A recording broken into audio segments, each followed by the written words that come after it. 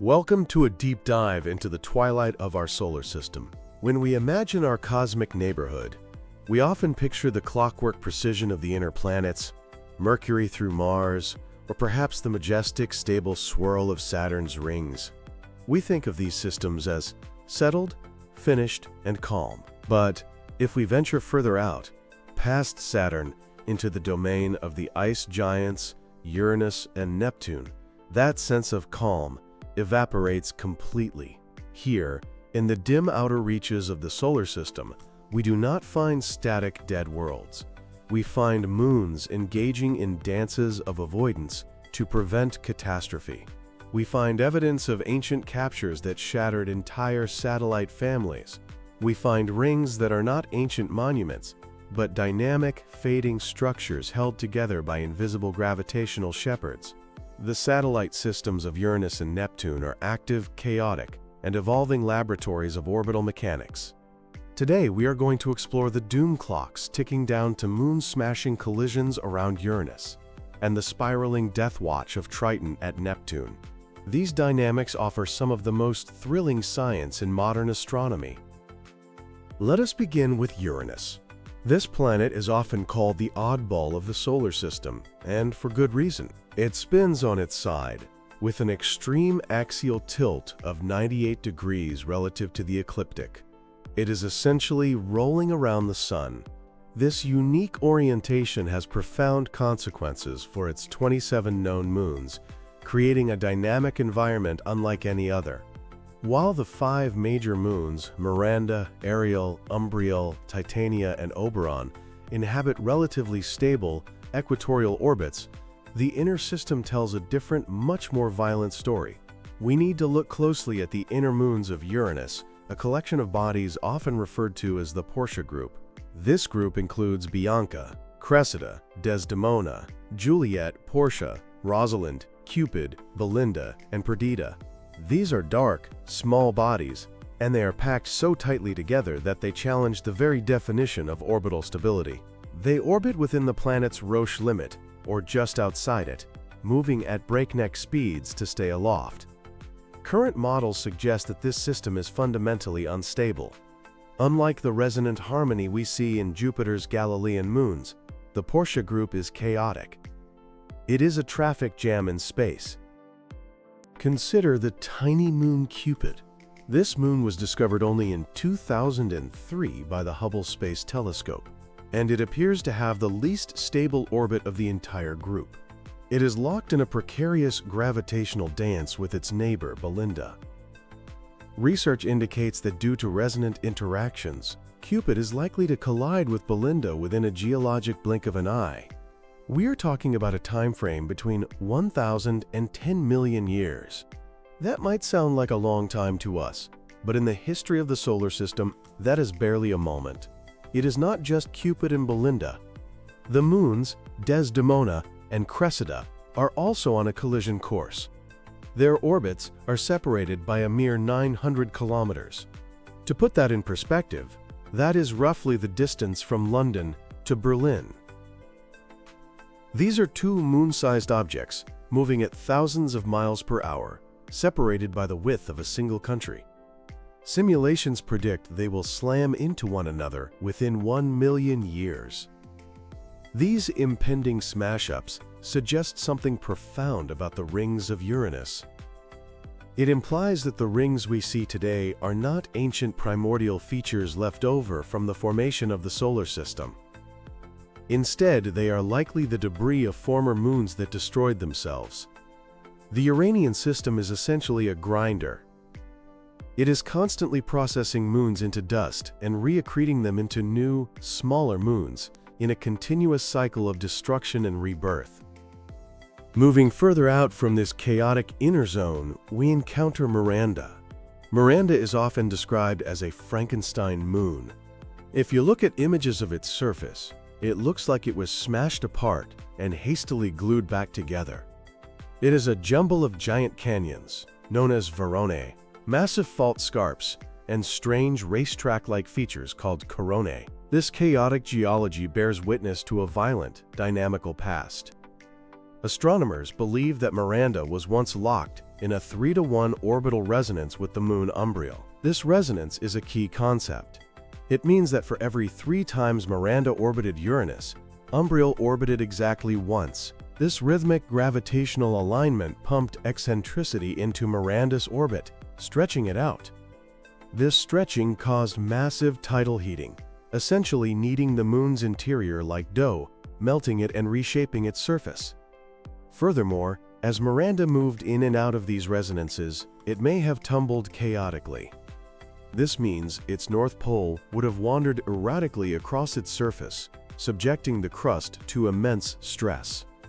This stress fractured the moon into the patchwork world we see today.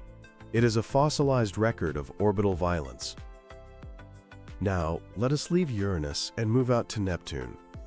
If Uranus is a system of chaotic collisions, Neptune is a crime scene. It is a system that appears to have been completely destroyed and rebuilt by a single violent event: the arrival of Triton.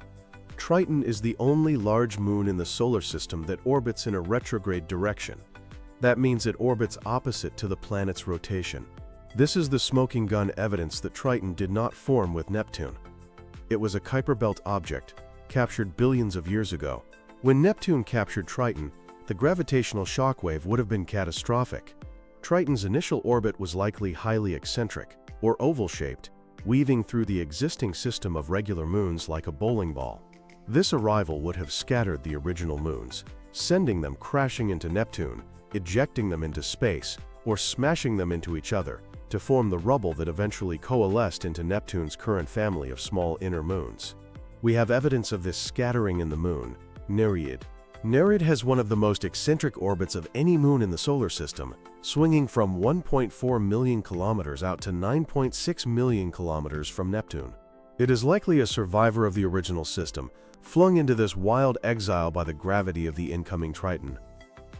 But the story does not end with the capture. Triton's retrograde orbit comes with a death sentence. Because it orbits against Neptune's rotation, tidal forces are slowly stealing its orbital energy. Triton is spiraling inward. In approximately 3.6 billion years, it will cross Neptune's Roche limit. The Roche limit is the invisible line, where the planet's gravity becomes stronger than the moon's internal gravity holding it together. When this happens, Triton will not simply crash. It will likely be torn apart by tidal forces. The result will be a magnificent ring system around Neptune, potentially more massive and spectacular than Saturn's rings are today. While Triton awaits its distant doom, closer to the planet, the tiny moons Naiad and Thalassa are performing one of the most exquisite orbital maneuvers ever discovered. Their orbits are separated by only 1,850 kilometers. In a standard system, they would pass close enough to destabilize each other. But they have found a unique solution. They are locked in a 73 to 69 resonance with a twist. Naiad's orbit is tilted by roughly 5 degrees. As it passes Thalassa, it weaves up and down in a zigzag pattern relative to its neighbor. This vertical dance ensures that even when they pass each other, they remain roughly 3,540 kilometers apart. They are never close enough to collide. This dance of avoidance is a unique solution to crowded orbital spaces found nowhere else in the solar system. Finally, we must look at Neptune's rings. When Voyager 2 flew by, it revealed that the outermost ring, the Adam's ring, is not a uniform circle. It contains bright, distinct arcs, clumps of dust that have been named Courage, Liberté, Égalité 1, Égalité 2, and Fraternité. Standard physics suggests these arcs should spread out into a uniform ring within months. Yet, they have persisted for decades. For years, the leading theory was that the moon Galatea, which orbits just inside the ring, was shepherding these arcs via a 42 to 43 corotation inclination resonance. The idea was that Galatea gave the dust particles a gravitational kick to keep them corralled. However, recent ground-based observations and data from the Hubble Space Telescope have challenged this. The position of the arcs has drifted slightly, and they no longer perfectly match the resonance sites predicted by the Galatea theory. This suggests we are missing a piece of the puzzle. Perhaps Galatea's mass is different than predicted. Or maybe there is another, unseen shepherd moonlet hiding within the arcs themselves. Even more strangely, the dynamics are changing before our eyes. Since their discovery in 1989, the leading arcs, Courage and Liberté, have faded significantly, while the trailing arcs remain bright. This indicates that material is leaking out of the confinement zones. It hints that these ring arcs are transient features that may disappear entirely in the coming century.